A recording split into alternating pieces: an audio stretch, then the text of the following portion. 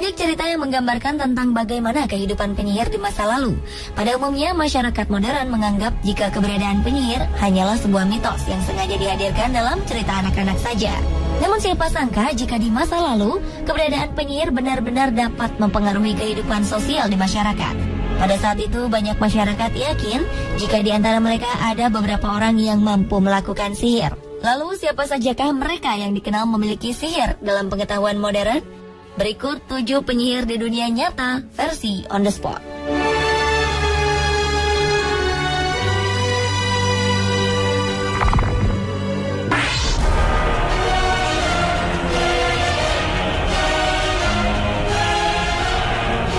Mother Shipton dikenal sebagai seorang peramal yang mampu memperkirakan beberapa kejadian di masa yang akan datang. Namun demikian, kemampuan Mother Shipton untuk meramalkan beberapa kejadian baru diketahui pada 1641 atau 80 tahun sejak ia dikabarkan meninggal dunia. Ada beberapa ramalan Mother Shipton yang berhasil mencuri perhatian masyarakat luas. Namun yang paling mengguncang adalah ramalan tentang datangnya hari kiamat yang ditemukan pada 1862 oleh seorang penulis bernama Charles Handley. Ramalan yang memprediksi bahwa hari kiamat akan terjadi pada tahun 1881 dipublikasikan pada 1684. Di kemudian hari muncul beberapa versi ramalan palsu yang mengatasnamakan Mother Shipton. Wanita yang digambarkan sebagai sesosok wanita jelek dan menyeramkan itu dilahirkan di Knaresborough, Yorkshire pada 1488 di dalam sebuah gua yang sekarang dinamakan Mother Shipton's Cave. Nama Mother Shipton pun pernah dikaitkan dengan beberapa bencana yang terkait di Inggris Raya, Australia, hingga Amerika Utara pada abad ke-17, 18, dan 19. Mother Shipton sering menggambarkan ramalannya dalam bentuk rima, seperti sebuah puisi dalam literatur Inggris. Banyak ramalannya mengacu pada kejadian di masa depan, maupun penerjemahan terhadap berbagai fenomena yang pernah dialami masyarakat di masa ia hidup. Tetapi banyak orang tetap merasa sulit mengerti tentang maksud dari setiap ramalan asli Mother Shipton.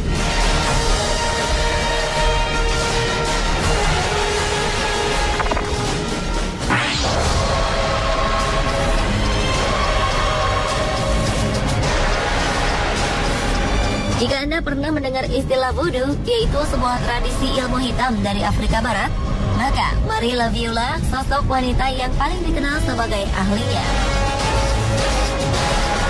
Marie Laveau yang hidup pada 10 September 1801 hingga 15 Juni 1881 ini menjelma menjadi seorang ahli tenung terkenal di New Orleans, Amerika Serikat. Walau dikenal sebagai seorang ahli tenung, namun tak ada yang aneh dengan perilaku sosialnya saat itu. Pada masa epidemi demam kuning pada 1853, ia bekerja tanpa lelah sebagai seorang perawat. Banyak orang mengagumi dan menghormatinya. Bahkan dalam berbagai obituari, ia banyak digambarkan sebagai orang suci. Kehidupannya sebagai seorang ahli tenung terungkap setelah sebuah surat kabar menceritakan bagaimana ia memimpin upacara voodoo yang sensasional. Ia pun dianggap sebagai penyihir. Tapi akhirnya Marie Laveau memutuskan untuk berhenti melakukan praktek voodoo dan kembali mengabdikan dirinya secara eksklusif kepada gereja Katolik. Hingga kini masih banyak orang berdatangan ke makamnya di St. Louis Cemetery dengan berbagai tujuan, mulai dari ziarah sebagai penghormatan hingga berusaha memanggil kekuatan spiritual dari Marie Laveau.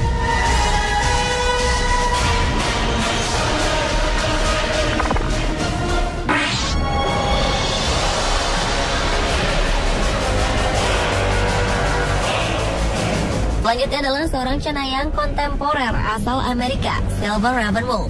Wanita ini terlahir dengan nama Jenny E. Troyer pada 11 September 1956. Ravenwolf kemudian tumbuh menjadi seorang ahli sihir, pesulap, dan pengajar yang berfokus pada aliran pagan yang disebut Neo-Wicca.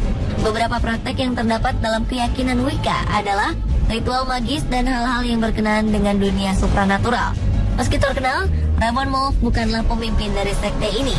Silver Ravenwolf juga bekerja sebagai penulis buku yang kebanyakan membahas tentang Wicca dan paganisme secara umum.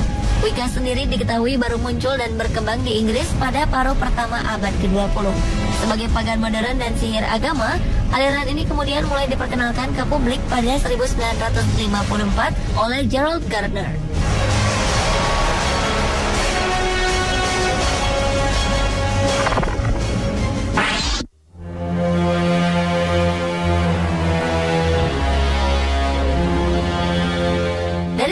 banyak penyihir yang ada di dunia, mungkin sosok Maggie Wall lah yang paling misterius.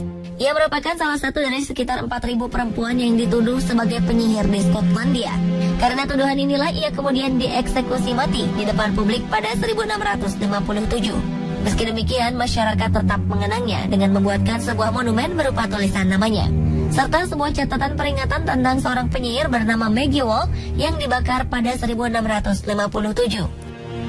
Karena sedikit sekali informasi yang menyebutkan tentang identitas Maggie Wall, maka banyak orang kemudian bertanya-tanya tentang sosoknya yang misterius, baik tentang siapa sebenarnya Maggie Wall, alasan mengapa ia dibakar hidup-hidup, serta alasan mengapa sebuah monumen khusus untuk dirinya kemudian dibangun. Banyak spekulasi pun kemudian berkembang. Di antaranya adalah perkiraan bahwa Maggie Wall dulunya merupakan seorang penyihir yang pernah membunuh beberapa orang di Dunning, sebuah kota kecil di Skotlandia. Dengan sosoknya yang misterius, kini banyak orang dengan berbagai profesinya berusaha mengungkapkan jati diri siapa sebenarnya Maggie Wall.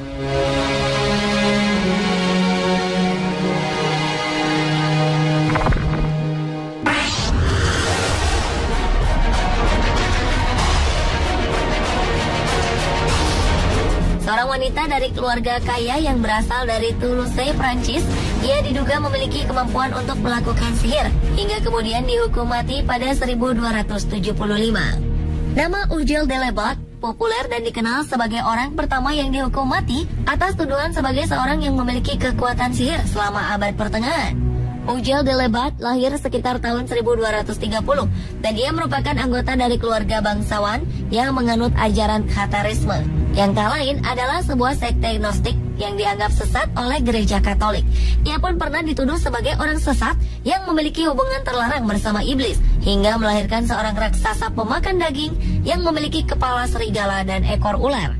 Dari raksasa inilah masyarakat kemudian mengaitkannya dengan kehilangan bayi-bayi mereka yang diduga telah dimakan raksasa itu. Delebot pun dituduh sering menculik anak-anak dan bayi sebagai makanan anak raksasanya. Selain itu, ia juga kerap menggali kuburan untuk mengambil jenazah anak kecil yang baru dimakamkan selama kurun waktu 2 tahun. Di bawah penyiksaan, ia kemudian mengaku hubungan terlarangnya dengan iblis. Ia pun akhirnya dinyatakan bersalah atas berbagai kejahatan, lalu dibakar hidup-hidup. Meski demikian, banyak pemuka agama yang meragukan kebenaran cerita Ugel Delebot karena minimnya informasi tentang pengadilan Toulouse yang menceritakan tentang kejahatannya bersekutu dengan setan pada 1275.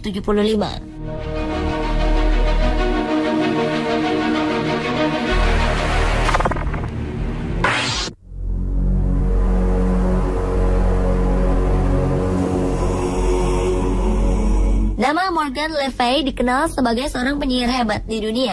Sosoknya digambarkan sebagai musuh abadi Raja Arthur, pemimpin legendaris Inggris dari awal abad ke-5 hingga akhir abad ke-6.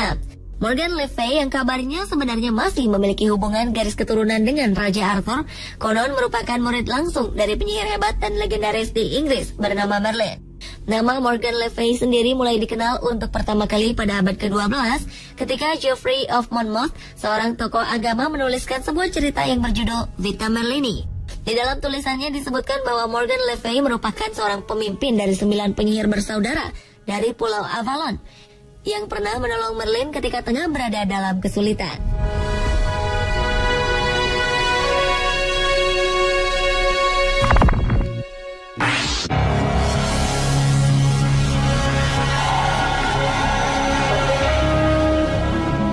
Pada abad ke-17 di wilayah kota Leonardtown, Maryland, seorang legendaris abad ke-17, Moldair, dituduh memiliki kemampuan sihir yang jahat. Keberadaan Moldair sebenarnya lebih mirip sebagai sebuah mitos yang hidup dalam kultur masyarakat Irlandia.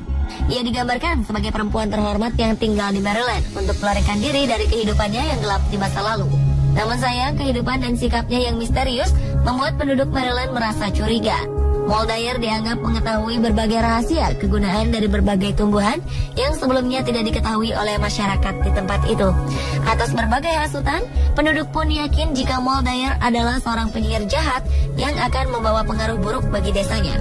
Mengetahui kecurigaan ditujukan padanya, Moldair pun pergi dari desa untuk melarikan diri. Penduduk pun lalu mengejarnya tanpa ampun. Dalam peristiwa yang terjadi pada malam hari di musim dingin ini, Moldair pun akhirnya tewas membeku akibat kedinginan.